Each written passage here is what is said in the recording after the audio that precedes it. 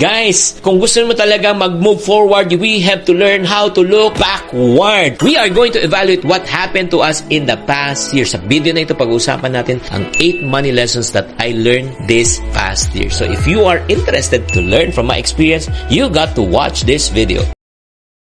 Number 1, first thing that I've learned, talagang alam mo ito yung tinatawag nating SOBS, same old boring strokes. Paulit-ulit mo lang maririnig pero it never grows old because this is the foundation of becoming wealthy. Savings is the key. Savings. Parang si Alicia Keys. So, kailangan matuto tayong mag-ipon. Ito yung isang lesson na hindi ko talaga makalimutan because pag wala kang ipon, wala kang tinatawag na emergency fund. Pag wala kang emergency fund, may stress ka pag ikaw ay nawalan ng work. Mangutang ka. Pag wala kang savings, wala ka ring investment fund. Wala ka pang invest. Pag wala kang savings, wala ka rin pang start ng negosyo. So, ang pinaka-foundation talaga para tayo umunlad sa buhay ay pag-iipon. Diba? Importante na importante talaga. Ako ay nagpapasalamat because of yung mindset ko of savings, yung income minus savings equivalent to expense na uuna and majority of the portion of my income goes to savings. Ang nangyayari niyan, nagkakaroon kami ng maraming options and opportunities. Hindi mo ba napapansin pag wala kang ipon, less options and less opportunities?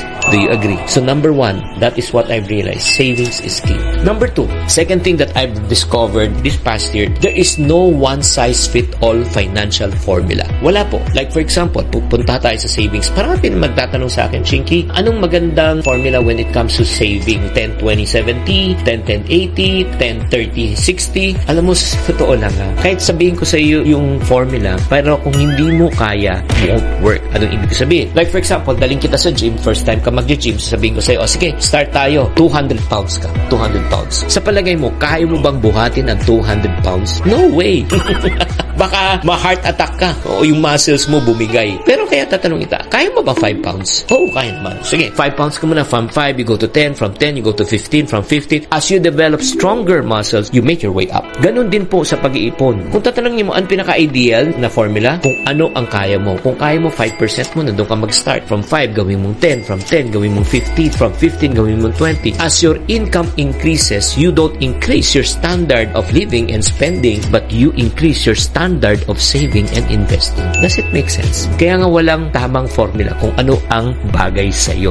Kung natututo ka ngayon, sa second point pa lang natin, type the word natuto. Okay? Para alam ko nandito pa kayo. Let's go to the third money lesson that I've learned during this past year. Creating a budget gives you power over money. Alam mo, ito yung na-realize ko talaga sa pag-guide and coach with other people. It's either you control your money or money controls you. Do you agree? Kung ikaw ay impulsive buyer, like for example, kung ano makita mo, diba? Yan ang binibili mo. Kung anong gusto mo, yan ang kakainin mo. Kung gusto mo mag-travel, yan ang gagawin mo. Alam mo nangyayari niyan, money is controlling you. You are being dictated by money. Pero kung ikaw, may budget ka for every peso that you earn, ito pang emergency fund, ito pang investment fund, ito para sa needs ko. So lahat na pupunta dyan, ibig sabihin, ikaw ang may hawak, ikaw ang may control ng pera. Ang kagandahan po niyan, pag ikaw ay may control ng pera, nagkakaroon ka ng peace of mind, at the same time, naiiwasan mo yung financial stress, hindi ka matatakot tuwing papasok na ang bill at saka si due bill.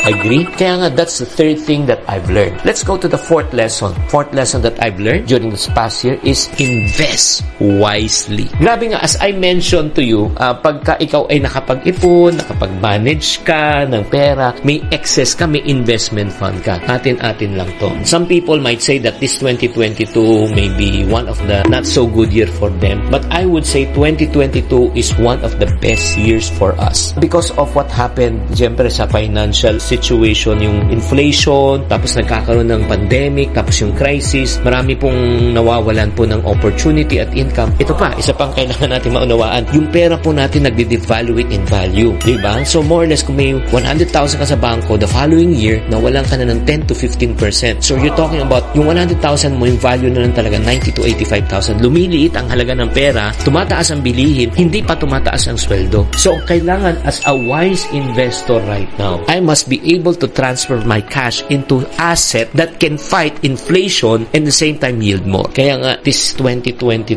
by the grace of God, again, I take no credit, we take no credit, we were able to invest in properties. I don't want to tell you how many, but since sinabi ko, hindi property, properties. Sobra kaming na-shock ba?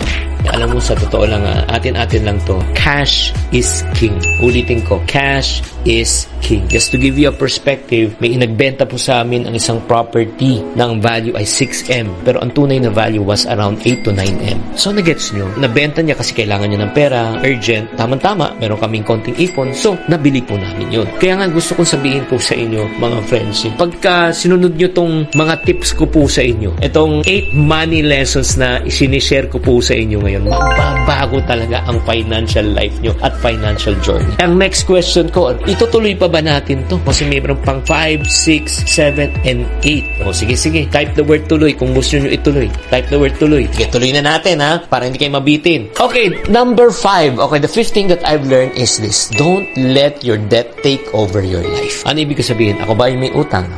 The answer is no, hindi po ako. And the reason why I can share this with you kasi marami pong lumalapit sa akin talagang financially stressed to the point.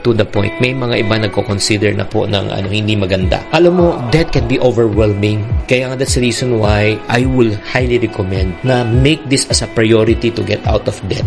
Kasi pag hindi ka na makalabas, mali lahat ng diskarte mo at lahat ng pinagtatrabahuan mo na pupunta lang sa pagbayad ng interest. Minsan nagtataka nga ako saan ka kukuha ng gana kung lahat ng perang kikitain mo ay papunta na sa pagbayad ng utang mo at makikita mo sa payslip mo, konti lang maiuwi mo. You will not have the drive. That's the reason why, ladies and gentlemen, please, kung kailangan mo ng professional advice, kung gusto mong may mga taong gagabay po sa inyo in order for you to get out of your financial situation, please do so. And timing na rin, this coming months, magkakaroon po ako ng group coaching session. Group coaching session to help people who are financially stressed, who wants to learn how to save, how to budget, how to get out of debt. If you are one of them, please, i-message mo ko right now dito sa comment section, i-type mo lang group coaching. Type the word group coaching and I will send you a link for you to know more on how you can be part of my group coaching session. Okay, let's go to number 6. Medyo haba-haba pa tayo ng konti. Please bear with me. Number 6 money lesson that I've learned this past year is your emotion can mess up your finances. Pag emotional buyer ka, impulsive buyer ka, sa huli parati yung pagsisisi. How many times na may binili ka, na excited ka lang, pagkatapos yan, after a few days, nagsisi ka na. One, yung emotional buying. Second, in terms of emotion, is greed. Nako, lahat po tayo, meron tayong greed. Iba-iba lang level. May mga iba, grade 1, grade 2, grade 3, depende kung anong greed mo. Alam mo, when you allow greed to make the financial decision in terms of investment, 90% you will lose money. Yung parang naengganyo ka na hindi mo naintindihan yung ano yung risk. Sino po sa inyo guilty about this? Nag-invest ka, nalugi ka dahil hindi mo alam. Type the word guilty. And last is fear. Never start anything out of fear. Lalo na kung may pera ka, ano gagawin ko sa pera? Paano maubos to? O so, nag-umpisa ka, again, natakot ka, naglabas ka ng pera,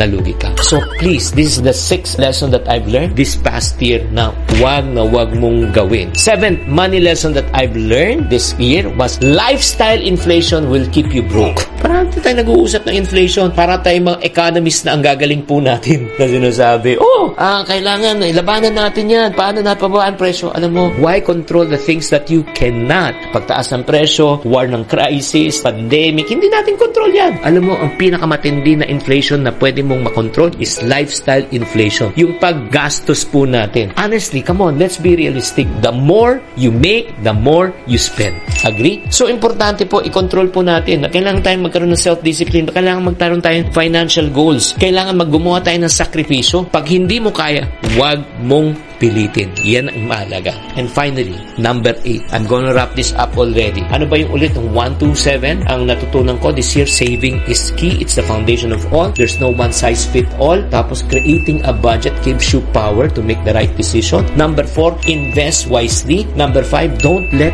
debt take over your life. Bayaran mo. Number 6, don't allow yourself to be moved by emotions when it comes to buying, investing, and starting a business. Number 7, lifestyle inflation will keep you broke. And number 8, this is one of the best lessons that I've learned this year. Continue to create multiple sources of income. As I was talking to one of my mentors, tinanong niya sa akin, magkano revenue per year? Nung sinabi ko po yung revenue po per year, na-shock siya. So, pinakita ko sa kanya yung 12 sources of income ko. Nung nakita niya, sabi niya, Chinkee, paano mo nagawa yun? So, siya na nagtatanong sa akin, yung mentor ko na nagtatanong sa akin. Kaya nga guys, gusto kong sabihin sa inyo, no, kung gusto mo talagang gumanda ang iyong buhay, we need to create multiple source of income. Name me one billionaire na iisa lang source ng income. Wala. Like Henry C., Lucio Tan, Manny Villar, multiple sources of income yan. And not only that, did you notice, silang tatlo, they are the first millionaire in their family. Hindi po nila minana ang kanilang kayamanan, silang gumawa. Statistics shows that you have 90% chance of becoming the first millionaire in your family. So ikaw nakikinig at nanonood sa akin ngayon. Pag wala pang yumayaman sa pamilya mo, you have 90% chance of becoming the first millionaire in your family. Ang tanong ko na lang, gusto mo ba ikaw ang maging unang milyonaryo? Thus, investment seems to be a confusing word to you, especially if you are a newbie.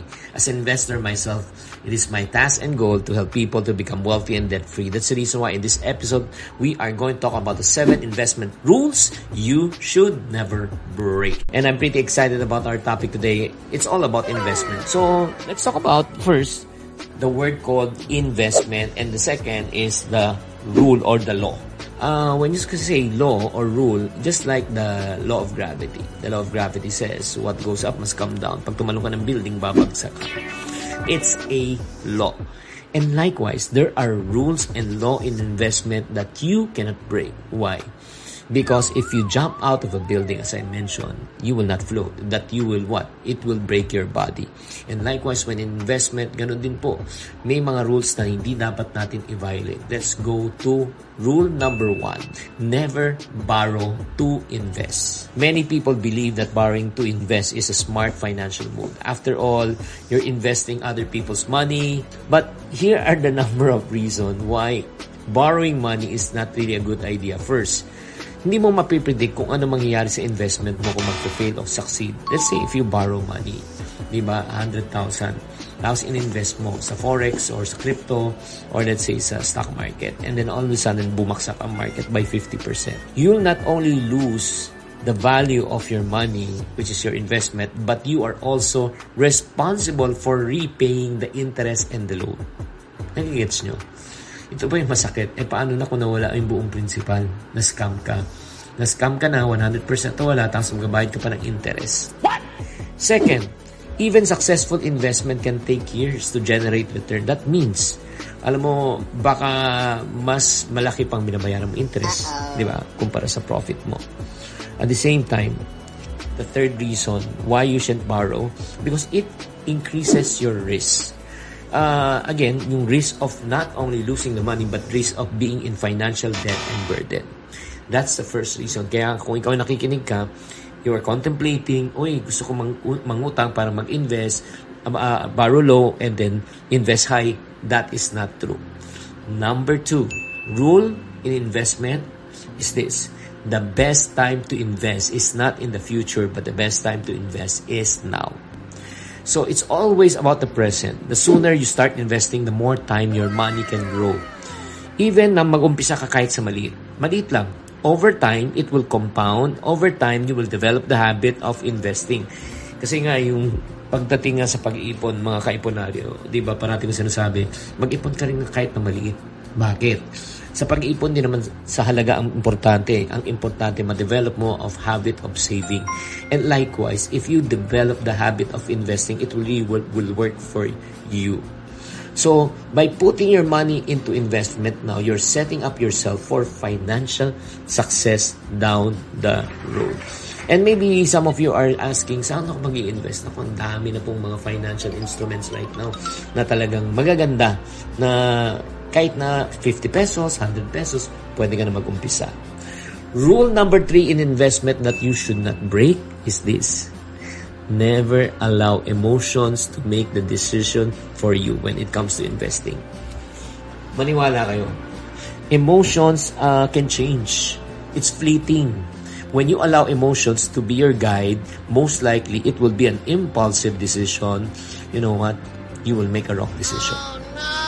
Talking from experience, how many times na excited lang ako, nabulag lang ako, nag-invest ako, imbis na kumita, nalugi ako. Kaya nga, bago ka mag-invest, ask yourself whether the potential investment, number 1, is a fit for you. Number 2, you understand what you're getting into. And then, it is your appetite, no? Risk appetite.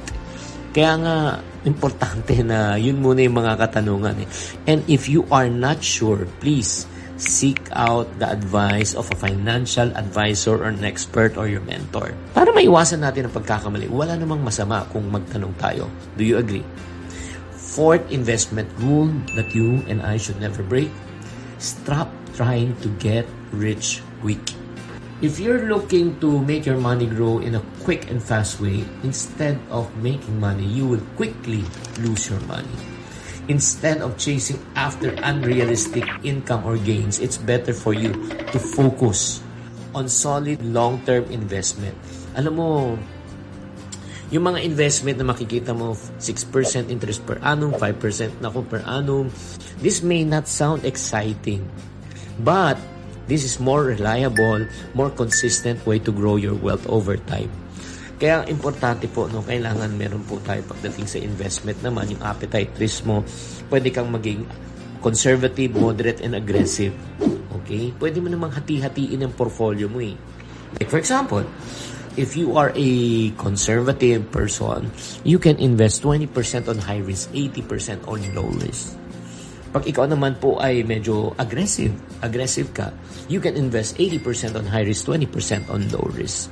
So, kailangan diversified yung investment mo. And over time, if this is your approach, no, kahit na kumita ka sa iba, malugi ka sa iba, it will balance it off. So, if you are serious about growing your money, slow but sure.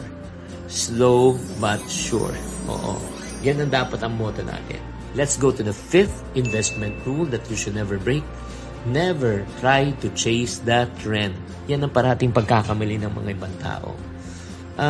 Pag nakita nilang tumataas ang stocks, tumataas yung investment, bumibili sila. And ang problema, pag sinabayan mo yan, that is the time that people, yung maraming mga stocks, maraming mga shares, they are the ones selling. So, as you can see, quickly it goes up and then you hold on to it and then it suddenly drops in price. Ikaw naiipit. The truth is that trends in the market are often short-lived. By the time most of the investors realize what's happening, it's too late. Nagbentahan na yung mga big fish, ikaw naipit. Kaya nga ito lang ang sabihin ko sa inyo. Mag-research kayo bago kayo mag-invest sa company. Check nyo yung fundamentals nila kung solid ba o hindi. This may not always lead to big profits, but it's reliable to build long-term gain. Number 6 rule, investment rule that you should never break: do your own research before investing. Yan ang narinig nyo, DYOR, D-Y-O-R. Dapat talaga mag-research muna. Particularly important when it comes to investing stocks, in crypto, di ba, mga new projects, kailangan alamin nyo muna.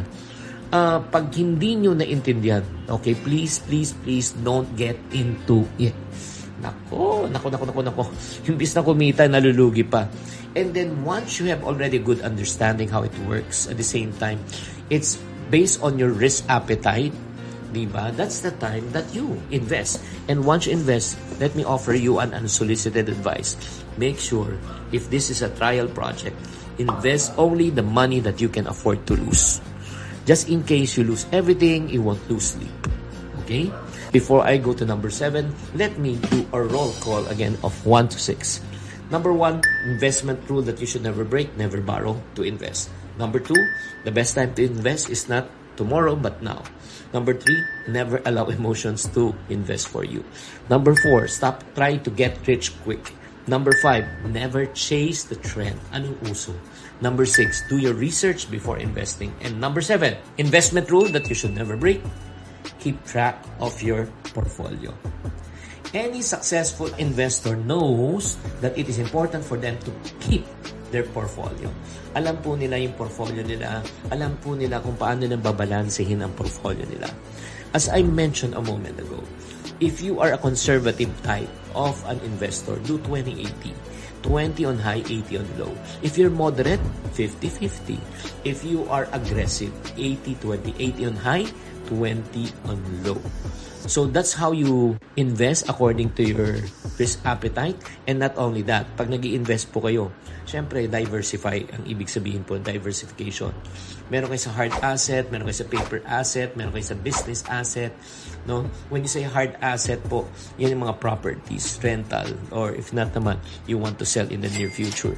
Paper assets naman, mutual fund, UITF, pag-ibig, di ba? Or any other investment. And then, syempre naman, yung tinatawag nating business asset or business when you have existing business that you can use.